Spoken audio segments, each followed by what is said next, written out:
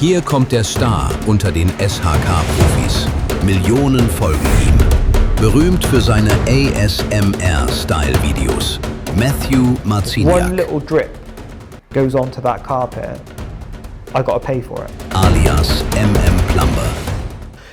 Matthew, nice to have you here. No, it's nice to be here. I really appreciate it. The weather's is a little bit better than what we had it before, but It's the best weather to make a podcast without thinking about, oh, we have to go out. yeah, exactly. It's like the weather in the UK. Yeah, I mean, it's exactly the same. It's dark, grey, rain. It's good. Matthew, what was the most intense moment on a trade working site where you just think about, okay, this is going to be crazy here, everything's going wrong right now at your trade site? What was the moment where you think, okay? For just like a normal work scenario? Yes, your normal work scenario as a plumber. So as a plumber, I've got myself in situations where we can't shut water off, specifically when we're working on things. So I had a situation where I was in a pub and they had a flexible hose that was burst. So they sent me out to actually go and repair it, which is normally a simple job. And because I wanted to change some isolation valves that they have on it, I have to shut the water down to be able to do that. And this situation was a gravity fed system where it was run from tanks up in the roof space, which is quite a vast amount of water, and I couldn't quite shut the water down enough to be able to work on. So in our industry, sometimes we have to do it live, where we can't actually shut the water down, and we have to try and make it as controlled as possible. And I quickly disconnected the pipe work, and then it was a hot pipe. Now the only problem with a hot pipe is the more time that you have it coming at you, the hotter and hotter it gets. No. So you got to stick your thumb over the end of it and be quick. So as soon as you pull that cap off or the valve, you've got water spraying everywhere. You need to try and stick your thumb over the end and then try and work out what you're doing next. And obviously your heart's going, you've got a bit of adrenaline inside of you, and you sort of realise that you haven't got all the tools and stuff near you that you need to be able to do it to get it. So you've got to try and make split decisions on what you're doing. So yeah, long story short, had to take the valve off, quickly get a new one on without spilling as much as water. But the moral of the story is to always try and make sure that you've got everything for every situation that you're working on close by so you can actually do it safely. But yeah, doing work live is probably the main stressful situation for a plumber, I would say. So, and how big was the mess? It wasn't that bad actually. Like after doing a lot of work for a lot of time, like I've been doing plumbing almost 18 years now, we know our limits and we know how to work on things to help not damage customers' property basically. That's like my main thing that I try and make sure I do while we're doing it, is to limit damage, limit anything that can go wrong, and try and do the job as cleanly as possible. So thankfully in this position where I was actually in a gents toilets in a pub, obviously it's tiles on the floor, things don't have to worry about if they get wet, and it was okay. But I can only imagine if it was in a customer's house, then the situation would be a lot less stressful. Yeah, nice. But every plumber's bound to have been in that position, 100%. Yeah, I think so. When you put your thumb on a wave, and with every pressure you can the more that you actually push your thumb onto like a copper pipe, it's sharp, so you end up cutting into your thumb, and it could be where the pressure's building behind as well, and you're constantly trying to do it. And yeah, like I said, sometimes you just have to work quickly, but the experience of doing a job a long time, you can help sort of mitigate those problems to happening. Yeah, let's jump to the start. You say that you been in the job since 18 years? Yeah, ever since I was 16, I'd done it straight from school. So what was the idea that you just go into plumbing? So there are so many jobs out there, and why? I think it was a lot of it was like my mum. So my mum basically put a question out to me to saying like, what do you want to do when you leave school? And I was like, I don't know, I haven't really thought about it. And she just said, oh, why don't you be a plumber? So I looked at the sort of grades that I needed to hit to be able to achieve that. And I looked at like how much we could earn and thought, okay, well, I'll just do it. My brother's an electrician and my dad is basically a self-trained carpenter. He makes kitchens and stuff like that. So really my mum just wanted a house done for free. was basically the whole why thing. So yeah, I just looked at it from what she wanted. She said, why don't you be a plumber? I seen what I needed, I hit it, and then I managed to get an apprenticeship straight from school, which I ended up doing now for 18 years. So that was the case, really. And how do you enjoy the job? I love it. I think problem solving is one of the biggest things. Being able to actually fix something which has been a problem, or trying to fix something where the customer doesn't have to start with. So, oh, we want this room to be a bathroom. Can you do it? That's a challenge. We try and, we like challenges. We like to be able to do that. Or this is broken. Can you fix it? And I just think that I need to be able to do something like that. I need to be fixing things. I need to be able to problem solve. And it's also, it's good for your brain as well. Constantly keeping your head ticking, solving things, I think is really good for mental health. Nice. And can you just remember one of the first jobs, or maybe the first job at your first day in plumbing? My first day was chopping into walls for new pipes to be hidden. What? Chop? So like if you got pipework that you don't want to see, what we do is we cut the wall for a channel for the pipe to sit inside of it.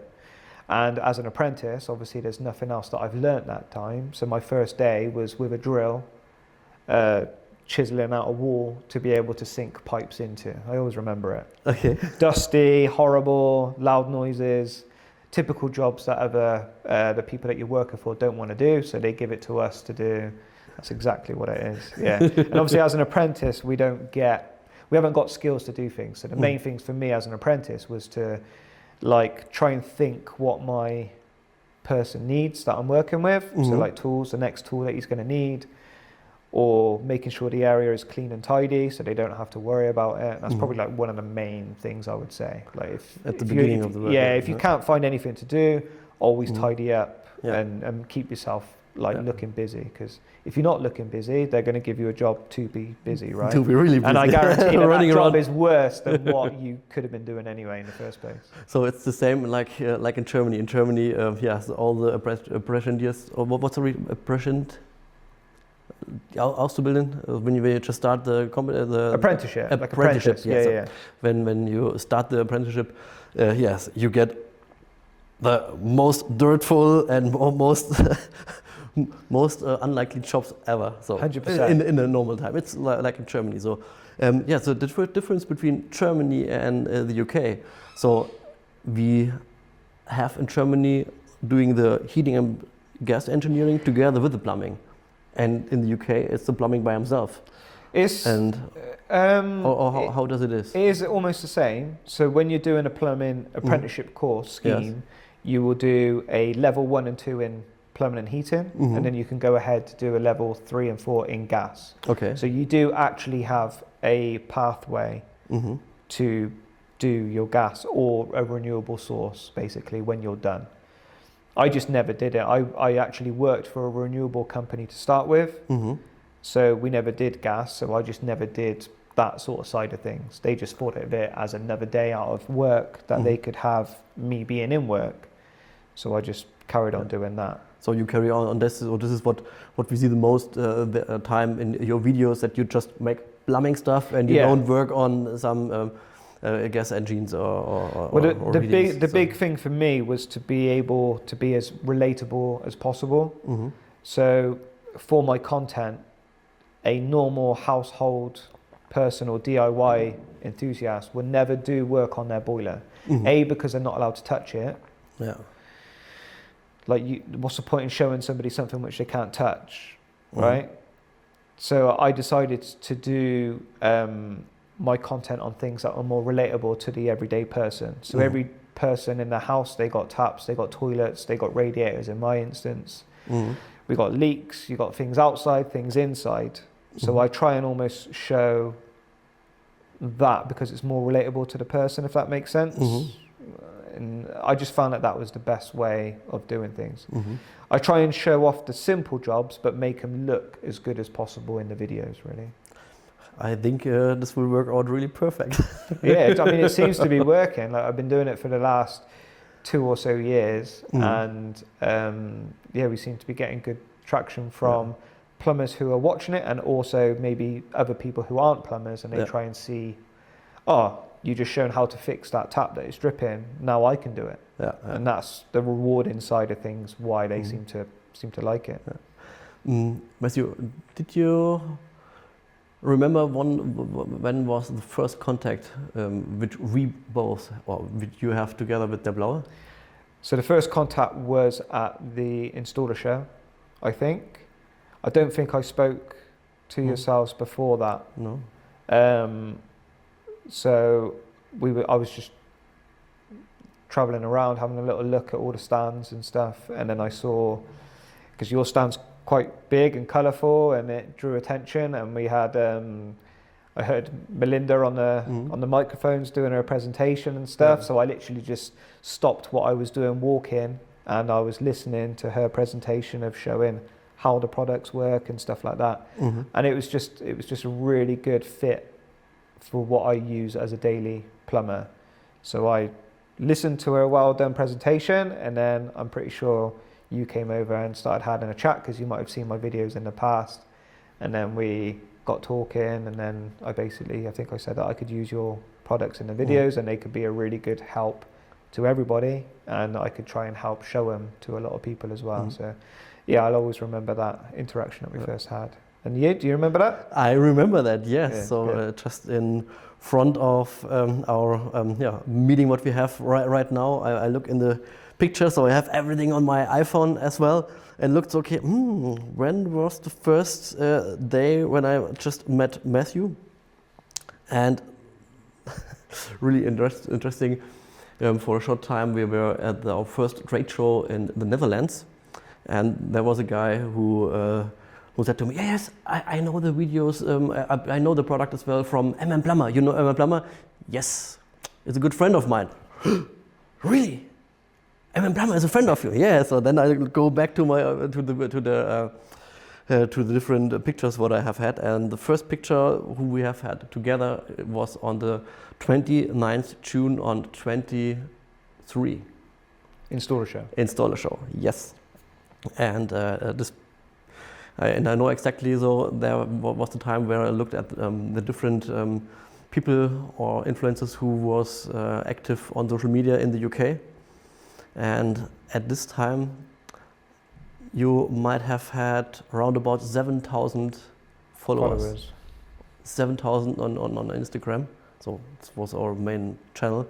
And then we had a really, really good conversation together. So from, I really feel that you are a trustful person who is have really high values. And you said to me, so, "Hey, Michael, I love to make this filming, and I want to be the biggest influencer in the world on this." Well, one. try. Yes. Yeah. So I will try to be one of the biggest in the world. So I look in your eyes and that, okay. Yes, it was so just in the presence and so just in this moment that yes, of course, there wasn't a I will try and I don't know and maybe. No, you have give me the feeling of really confident. And now 2 years later. Everything's what are your numbers on Instagram right now? I'm about 953, I think. So I'm trying to hit that million mark at the moment now. On Instagram? On Instagram, yeah. On TikTok? It's like 560 something, I think, off the top of my head. Yeah. YouTube? 718, which I'm quite. That's like 1,000. Yeah, 1,000. Yeah. That's like my most like proudest sort of community sort of based platform in my head. YouTube. Yeah. But and Facebook's around like 580, I think, 1,000, something like that. So yeah, we've obviously grown a lot. And that year of 2023, I didn't start hitting decent numbers probably until later on in the year.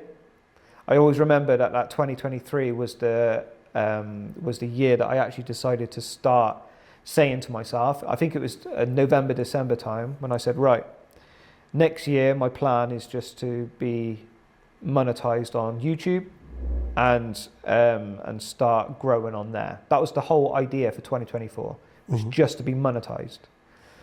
And then by the time that I hit February in 2024, I had over 100,000 subscribers, because what I did was I basically just used my old videos and I kept posting them every single day of like the really good ones that I knew worked.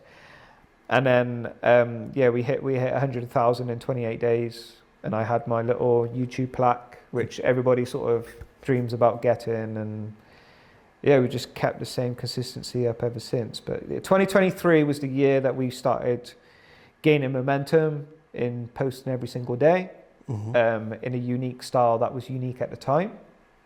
I think I was only like one of the first people actually doing it, and found out that it did work well. And then 2024 was a real good breakout year. 2025 was continuing that same scale of everything, and now obviously we're in 2026. Hopefully this year we can start hitting those milestone targets which I had. So. And which is the milestone? Millions, yeah. A million on Instagram would be like Instagram completed for me. That's where I would really like to be, and we're only like 47,000 away, so we're getting there. Yes. YouTube, I don't think I'm going to hit 1 million for about another couple of years, so that's going to be the more future sort of plan to try and hit. And then Facebook and TikTok are just wherever they are. I'm not really that focused on it, but. So in our other podcast, in the Grow podcast, we talk about a little bit deeper in how do you make all these things up. But I know that you was employed in most of the time. The most at the time. Most of the time. When you make all your videos, and how does your boss at this time looked at you, giving you the time that you film all the stuff and just have such a big success on social media? So you showed so many people how to work in this trade, and I think it's needed quite a time to film all this stuff because it's so unique and stuff. So what was the point from your boss when he just you work for him? He never really had a problem with it. Like, I owe everything to my old boss. Like, they looked after me really, really well. They allowed me to actually do what I wanted to do on a job, as long as it still kept in the time scale of doing the jobs. So because it was just a normal job back then, I couldn't go over on time because the customer was paying for every single part of the time. So I had to work out a way to be able to film what I was doing quickly and efficiently first time every time. So which is the reason why all the videos I think back then probably were fairly short. The hardest part for working for a company was that we did a lot of jobs with other trades on the job sites, and because my videos are all like quiet, I had to do most of my filming during like lunch times. So what I would do is I would pre-plan what my video was going to be. I would wait for everybody to go for lunch, and then I would sit back in that half an hour and try and film what I'm doing, so I had all the audio exactly where I wanted it. Because nobody wants to watch a video with drills and tools going off in the background or people shouting. A lot of the time there was music on, so people have the radios on, so I didn't want any of that. So yeah, I had to do it in times. I have had bits where I've actually stayed back from normal work hours and done things in that sort of time as well, just to be able to get it done. But yeah, my boss never really had much of a problem because it never impacted on it. It wasn't until I wanted to actually do more of the YouTube side of things where I'm talking and things take a little bit longer, was where I could basically concentrate on that a lot more when I've been working on my own. And how did your life just changing when you going more and more into the social media stuff? So it's not a normal life like a plumber make all your job. No. Then how did you life change? Because I had that good startup, I was actually able to earn the money from like the revenue streams. So not only was I getting paid for my normal day job, but also the social media companies were paying me for view counts and stuff like that. So I had that financial backing of always being able to have that to cover the sort of costs of me only working like 1 or 2 jobs a day instead of doing 5 or 6. I was able to concentrate on the 1 or 2 jobs and film them, knowing that I would still get paid a normal rate. So even if I'm on a job for 3 hours doing a 1-hour job, I would only charge the 1-hour job to the customer. The extra time is what I'm gambling on that the videos do well and I can actually earn from that. Yeah. So it's a hard way up of the right jobs to the right filming. If it's a job where I can't film it right and I know that people won't watch it, I'll just work a normal flat out day as everybody else. So I would just charge the customer normal and stuff. But right now on your time when you are fully self-employed right now. Yeah, I basically do 1 or 2 jobs a day. I film them, and then hopefully we can make the money in other different areas. When you start with your social media activities, until the day when you say, oh, this will work out, I can quit my job with my boss, and I can start my own business on, to be a full-time influencer. Do you say by yourself that you're an influencer, or what's? Nah, I would just I always class myself as just I'm a plumber with a camera. I don't like the word influencer. I don't like, even content creator is like borderline for what I would like to be called. I'm just an average plumber like everybody else. It's just I managed to film it in a way that people like to watch. So influencer, I mean, if I can show products that people like and they want to buy them, then maybe you can class it as that. But I mainly make sure that my content is focused on the work, not me, myself. Like, that's why you only see really my hands working. It's not all, hey, me. It's, look at this job I'm doing. I'm going to show you how to fix it using tools that make it easier for us, how to do it. The point where I was actually able to quit my job was where I had a couple of breakout videos that done really well. So these breakout videos decided to make a decent amount of money where I was able to like purchase a van for myself. I had a little bit of extra money in the bank that could help me for a few months. And then that was the point where I thought, this isn't really going away at the moment. I can see a trend in everything going up. Why don't we just try and concentrate on myself? I had a few jobs lined up that I knew were good for that. I had good contacts to be able to get me work. I had good friends in my area where I could just go and work for them, but film it. And because I can earn from the videos, it was enough to be able to do that. It's not like I live a different lifestyle like I've ever have done. I still live in the same house. I still drive the same car. Do you know what I mean? Nothing's changed from my lifestyle. It just means that I'm able to relax a little bit more for my body, working wise, being able to try and do it a different way, if that makes sense. Yes, makes sense. And I still work a lot more hours than a normal person does. How many working hours do you have a day? I probably start work at 9. So I get time to take my kids to school. And I'll probably fill in enough jobs to work till about 3. Sometimes they go a little bit over, sometimes they'll be a bit earlier, but normal a morning job and normally an afternoon job. Then I could get time to pick up the kids if I wanted to. And then I see my kids, we do the family stuff, they go to bed, and then I'm on my phone doing the social media side about 7 o'clock at night till 1 o'clock in the morning, every night flat. To 1 o'clock in the morning? Yeah, easy. I got edits to do, I got comments to answer, there's lots of different things that a lot of people don't see what we do in the background that we spend a lot of time doing. I could spend 4 hours answering comments per day. 4 hours only answering comments? Yeah, easy. Easy. And those comments are highly valuable for your content, as you're just gaining more engagement with them, which is the reason why you get paid. So if somebody says, oh, that job was really good, I really like it, you can normally answer a normal comment of, oh yeah, thanks, thanks for the support and stuff. Yeah. If there was a job where people are questioning something, I would normally answer it back as like, why? Yeah. So you answer them a question back, and then it gives them another go to answer again. So yeah.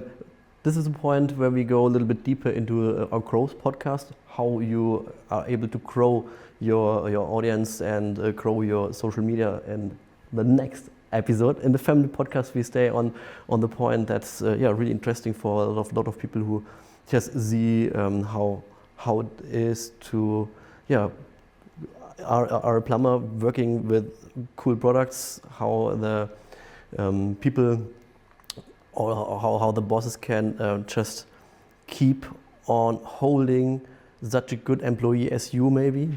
So, and it was really important that your boss keep you the freedom to make your content and make your stuff. It was really important though. I always worked for companies that were like smaller. So I never worked for big companies. I always worked for like family run. So it was only like my boss, maybe his son, his wife, and then like 3 of us. So we were all tight. So I got a lot of time to do what I'm doing. If you're working for a big company, then I can see it being a lot harder. Yeah. And what's a really big point in my mind is the difference between how you make your stuff and nearly a lot of other content creators, influencers. You said it from time to time, you are paid by the platforms. And you look that your videos are just fitting perfect for anyone who is sitting in the front and want to see how the job is done or is doing. Yeah. So a lot of other influencers or content creators just looking for companies which work with them together to get a contract from the companies. But you make it completely different way. Yeah, so when I first started doing the videos, I was like the only person who was showing the actual process of the video. Before we started doing all this, it was all just like before and after videos. So what you would see is somebody showing something that was bad, and then they would like put their hands up or close a door, and then they would open a door and it would all be all nice.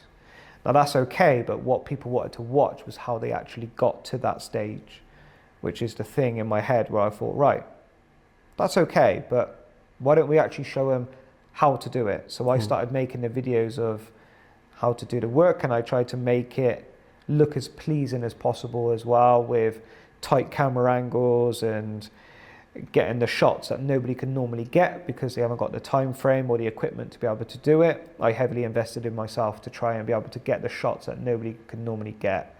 Up tight angles, perfect lighting, do you know what I mean? Switching things up, always making sure that everything's in shot so you can see. Nobody wants to see a video of somebody just working and the camera's sat back watching them do something. You're not seeing what they're doing. You need to feel like you're in the moment. Every single turn of a spanner is what you need to feel that you're involved in. And those are the sort of things that catch people's eyes to actually watching. So, okay, you might not be a plumber, but these videos are trained to sort of catch your attention, so you want to see what's there and what the videos actually become at the end. And if you can get a bit of value from it, I think that's been the real good thing of doing it. Yes, and this is the thing what exactly bring you the money from the platforms, isn't it? Yeah, they seem to have rewarded me for making high quality videos. Because I didn't do any talking in them, they were able to push the videos everywhere in the world, basically. A lot of people were just focused on the UK and stuff, but our country is very, very small compared to what the whole world has, right? If you can appeal yourself to a wider audience, then these people favor your videos because they can push it out to more eyes. If they're advertising something or whatever, then they've just instantly gained more customers just from that little simple thing. And now I've seen a lot of people try and copy in my sort of style because they might see it working. And yeah, they're doing that. So I can appeal to companies and say, look, I can get your product, I can show it to a lot of people, I earn money that way, and it means that I can actually look after the companies more and develop a better relationship with them, not just trying to bleed them out of money just to be able to earn from. Because I can earn money from the revenue streams, I don't have to concentrate on a price battle against a company. So if you've got lots of different people trying to work with a company, they might be like, oh, well, I can do X amount of videos for not a lot of money. Or you have another person saying, oh, I think that my social media following is better, so I should be able to charge X amount. I don't really have that sort of relationship with my companies. I just say, look, I can create such and such. I use your products every time. So you're always going to be involved in the videos anyway. Why don't we advertise it in a more subtle way of not, oh, hi, you need to use this product. Nobody wants to see that. They just want to see the product being used. And I can just come in at a lower sort of rate and sort of like almost not be a burden on the company that you have to pay me. It's more like, oh, you know, Matt's doing his job. We'll just reward him constantly for X amount of time. And we seem to get, I don't ever want to be in a position where the company are struggling to pay employees rather than myself. Do you know what I mean? I want to be able to just be in the background. If I'm charging X amount, which is a lot of money, would they want to pay me, or would they want to pay their staff who know that they got families to feed and mortgages and bills and everything else to pay? So I always say, you know, pay me a little bit less, but I'll do it for a longer period of time. And yeah, if it gets a little bit better, it gets better. If not, then I'm happy. And how do the products from DERBLAUE just help you to making your job? So catching water is like a basic standard as a plumber. So when I saw you at Installer Show, you showed me a product where I can slide into different positions. It's got nice like properties where it can hold its shape and it can fit up against a wall with being like waterproof as well. There's not a lot of products which actually have that. If you're trying to fold something into a position, you've always got that tiny little gap between the wall and your like bucket or tub or whatever. The DERBLAUE fits and snugs nicely, so I can try and catch every single drip. If one little drip goes onto that carpet, I got to pay for it. So I'll pay whatever costs to be able to have the equipment to be able to avoid that risk, right? Because I know it's going to pay me back in money if it's not costing me money. So the DERBLAUE tools allowed me, they were perfect height for me being a plumber in the UK. Our radiators are always like 6-7 inches off the floor. I don't know what your upstand is. Do you know it off the top of your head measurement wise? 12 centimeters. I don't it's know. Perfect. It literally just slides in underneath. It's big enough that I can actually get my hands involved in it. So I can carry on working while water's dripping at me constantly. And if it's going to overflow, I got the pump system to put straight into the top. I could chuck it out of the window. I can even attach it to my drain down hose, put that outside, and I just push a button and all the water's all controlled. Controlling the water as a plumber is like a basic thing that we have to do day in, day out. And if we can do it without causing damage, it's just a no-brainer. Absolute no-brainer. It is. The product like just sells itself. It doesn't need to be anything extravagant. It just needs to be able to solve a simple problem, and it's something that I can use every day. Just fold it up, stick it in my bag. It just works. The system all works together, and then obviously you've brought out other products as well to help it out even more. Like, so we've got the foldable tray that you can stick underneath. That's like 10 times better than a dust sheet for me. I can curl up the edges. If you know that you're going to get water on it, you know that the water's not going to go elsewhere. The material's really good for wiping over. Yeah, you have two, one for the tools and one for I got two, yeah, I need two, because for a radiator for me, I need two separate positions. So I need one on the left and one on the right. And then I know that I'm completely covered. Or I use one to put all my tools down in the room. So if I enter a room, I'll put the tray down first, stick all my tools on there. Then when the customer comes in and they go, oh, that's nicely protected. And you think, well, yeah, I'm trying to do the best job that I can. So the area is protected where I'm actually holding my tools on the floor, as well as under where I'm working catching everything what I need to help protect everything. So yeah, perfect. So how many jobs do you use the DERBLAUE products? Every job. Every job? Every job. Whether I'm changing a kitchen sink tap, I'm in a cupboard, we're undoing water supply lines, we have to catch it all. Something simple as that. Radiators underneath, as I've explained, every single time. If you're working underneath boilers, perfect space, you can tuck it in, mould all around the pipework, that's really good. Literally every single job that I can think of, toilets, in the bathrooms, underneath a bath, trying to catch water, something simple. Another thing, even if you're working like cleaning filters on washing machines, the filters are really low down, perfect, bend up underneath, catch everything. Yeah, every single job. Nice. It's the most used product that I use day in, day out. Cool. Matthew, did you try out our new small flexible funnel? I've seen it. I haven't quite used it just yet because all my work is generally lower down. I've used one of your funnels for catching water out of a radiator and stuff before.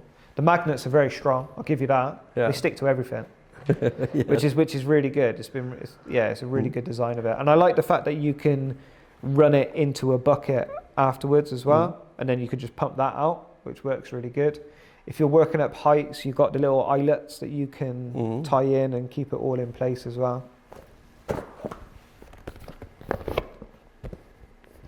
Yeah, so you've got a perfect size coming out the back so we can adapt it.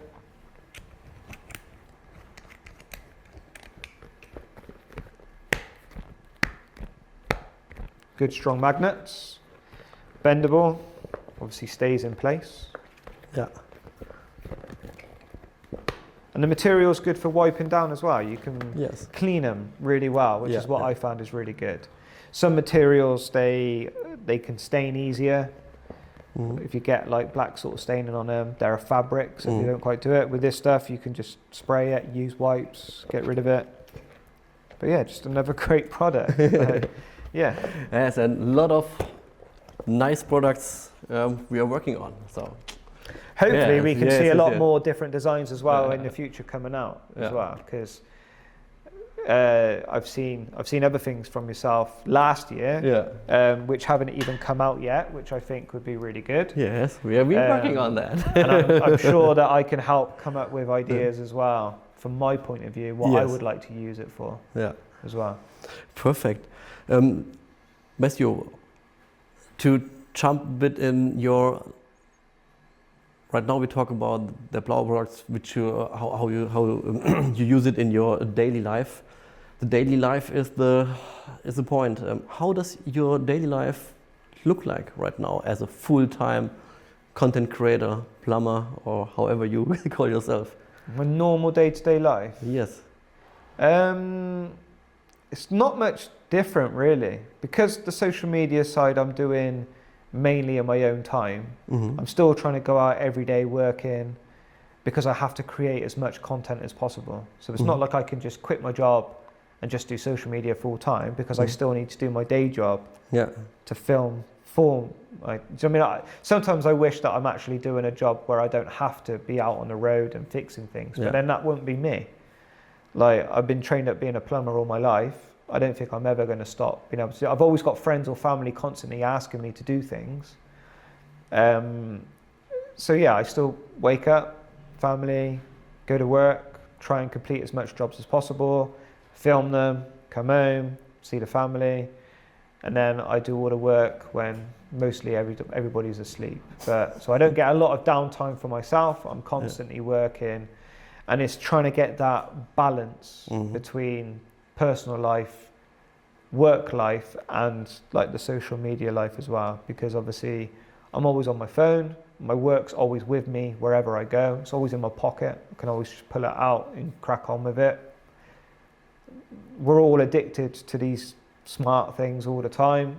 And yeah, I need to be able to find that balance of still being present in the moment with my family and my work, rather than thinking about the filming. Because whenever, especially when I was employed, when I used to get a list of jobs, I could pick out the ones that would be good for filming straight away. when you're doing it full time, I got to almost try and film everything because content is better than no content, if that makes sense. So I've always got to make sure, all right, that job might not be filmable, but I'll try and do it in a way where if I needed the content, I could always use it. So yeah, finding that balance, it's been hard. There have been times where I've been told that I'm doing it too much and I need to sort of step back from it a little bit. But like I said, some things can be addictive. And, and we all do it. We're all just glued to the phone. We unlock phones probably 200 times a day without even noticing.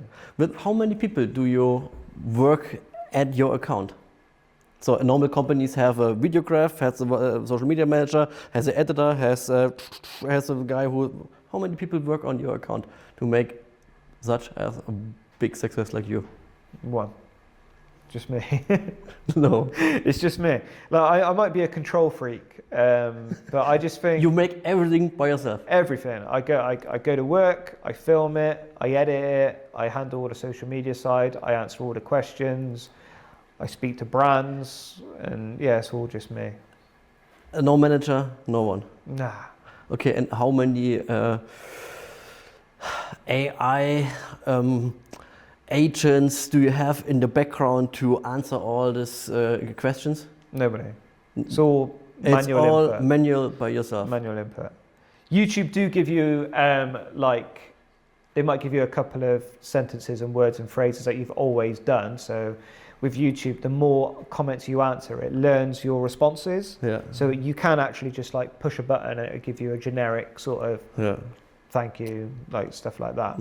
But yeah, I would say 99% of the time is just manually, constantly typing all the time, yeah. So in my later life, my thumbs are going to be like this, where I've been typing so much. And I do actually get pains in my fingers. No. Yeah. For holding the phone. For holding my phone, yeah. I get it here on the top where my phone's constantly being rested under my bottom finger. Yeah, we're all going to have like pains from all holding smartphones and stuff.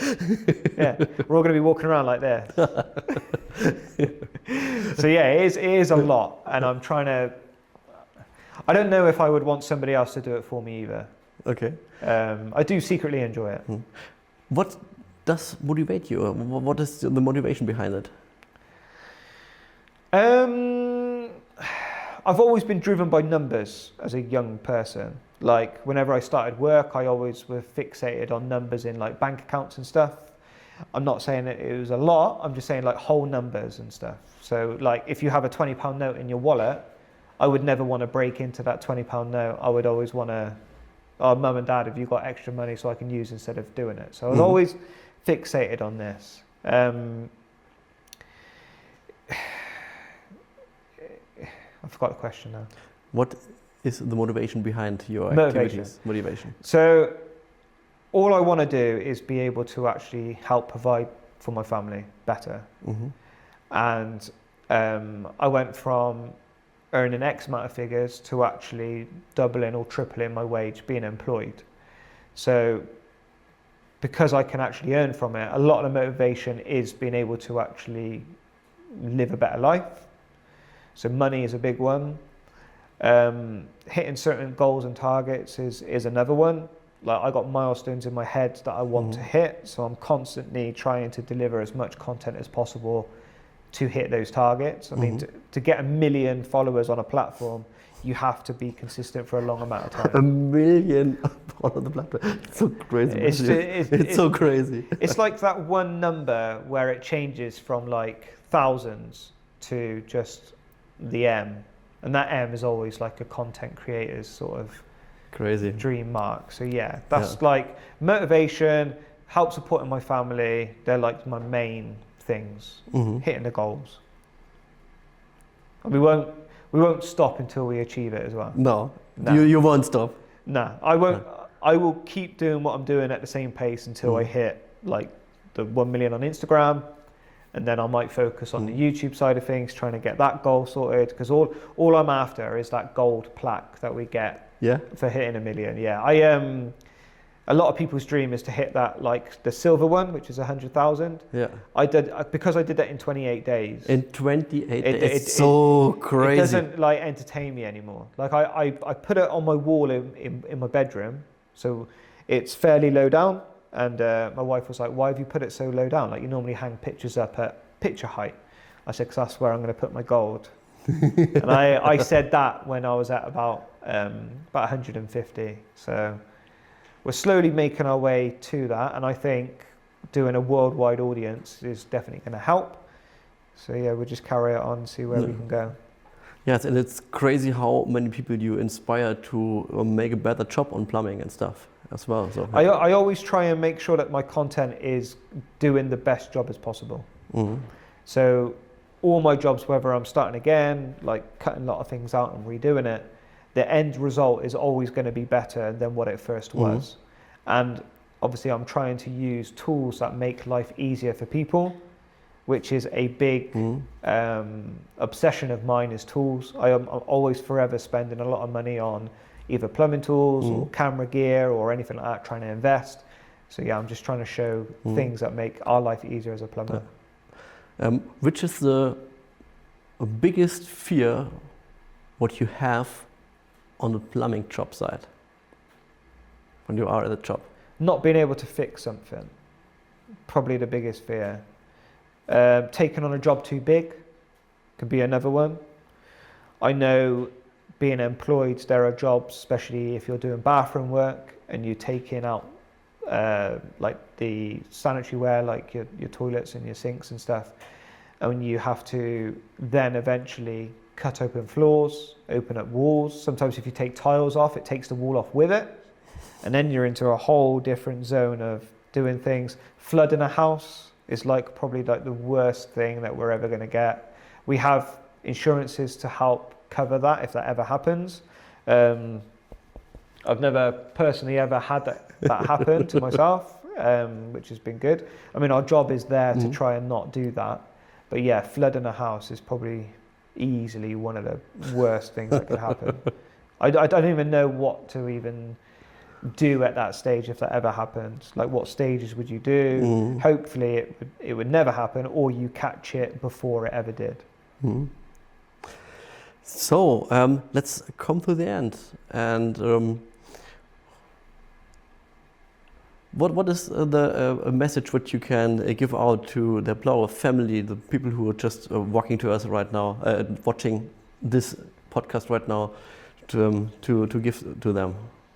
A last message, or for people watching, or engineers, or public? Or? So I think there are a lot of engineers who are just interested in social media, plumbing stuff. And what's the message? What do you want to give to the tradespeople? I would always say for tradespeople is to always heavily invest in yourself.